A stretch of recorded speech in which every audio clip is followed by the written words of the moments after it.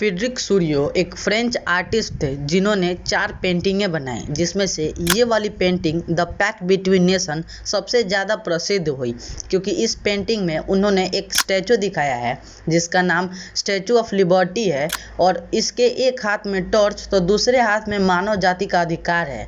और इस स्टैचू के सामने ये जो कूड़ा दिख रहा है, ये राजाओं के मुकुट, कपड़े और अन्य अवशेष चीज़ें हैं जिसे लोगों ने फेंकते हुए लिबर्टी की ओर बढ़ रहे हैं। ये देखते उनके भगवान जीसस और ईसा मसीह आसमान से इन्हें आशीर्वाद दे रहे हैं। ये पेंटिंग फ्रेडरिक सूरियो ने रिपब्लिक और डेमोक्रेटिक सोच के साथ बनाया था, इसीलिए ये पेंटिंग को सबसे ज़्यादा पसंद किया गया। तो अब बात करेंगे कि फ्रेंच पीपल्स के मन में कलेक्टिव आइडेंटिटी का सोच कैसे लाया गया। तो पहले लाया गया द आइडिया ऑफ ला पैट्रियो एंड ली सिटिजन से। ला पैट्रियो यानी द फादरलैंड और ली सिटिजन यानी द सिटीजन्स। इससे जो फ्रेंच के लोग थे वो एकजुट महसूस करते थे। और दूसरा जो न्यू फ्रेंच फ्लैग था उसमें ट्राई कलर चूजन किया गया, जिससे वो रिप्लेस कर सकते थे फॉर्मल, रॉयल और स्टैंडर्ड को। और जो तीसरा चेंज था उन्होंने ये किया था, जो ई स्टेट जनरल था उसका नाम चेंज करके द नेशनल असेंबली कर दिया गया। और चौथा चेंज ये हुआ था कि हर जगह अलग अलग लैंग्वेज और अलग अलग करेंसियाँ होती थी, तो उन्होंने सेम करेंसी और सेम लैंग्वेज घोषित कर दिया। तो इसमें नेपोलियन का क्या रोल है? नेपोलियन एक मोनार्कियल सिस्टम फिर से लाता है। तो ये तो बात जाहिर है कि मोनार्कियल आते ही डेमोक्रेसी को डिस्ट्रॉय कर देगा, तो इसने आते आते डेमोक्रेसी को डिस्ट्रॉय कर दिया। लेकिन ये एक अच्छा शासक था, लोग इसे पसंद करने लगे थे। तो इसने क्या क्या ऐसा चीज़ किया था जैसे लोग इसको पसंद करने लगे।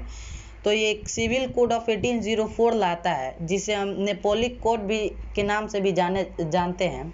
इसमें ये क्या करता है कि जो भी प्रिविलेजेस गेन्स बाय बर्थ मिलते थे उसे वो हटा देता है। इक्वलिटी बिफोर द लॉ लाता है और राइट टू प्रॉपर्टी लाता है।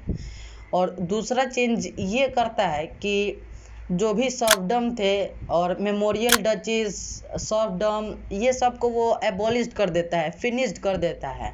और तीसरा वो ये करता है कि जो भी टाउन्स में गिल्ड रिस्ट्रिक्शन थे उसे ये हटा देता है, और जिससे कम्युनिकेशन और ट्रांसपोर्ट सिस्टम और भी इम्प्रूव हो जाता है। तो नेपोलियन आते आते ये सब चेंजेस करता है। तो इस चेंजेस से जो लोकल पॉपुलेशन थे उसका क्या रिएक्शन था? उनका रिएक्शन मिक्स था। वो खुश भी थे और नाखुश भी थे, क्योंकि नेपोलियन आगे चल के अपनी ज़िंदगी का बहुत बड़ा गलती करता है। वो ये करता है कि वो जो टैक्स है उसे बहुत हाई कर देता है और उस सेंसरशिप लगाना चालू कर देता है और लोगों को ज़बरदस्ती फ़ौज में भर्ती चालू करना कर देता है। इससे जो फ्रेंच के लोग थे वो धीरे धीरे नाखुश होने लगते हैं नेपोलियन से। तो अभी हम लोग जर्मनी, स्विट्ज़रलैंड या फिर इटली को एक देश मानते हैं, देश की तरह देखते हैं।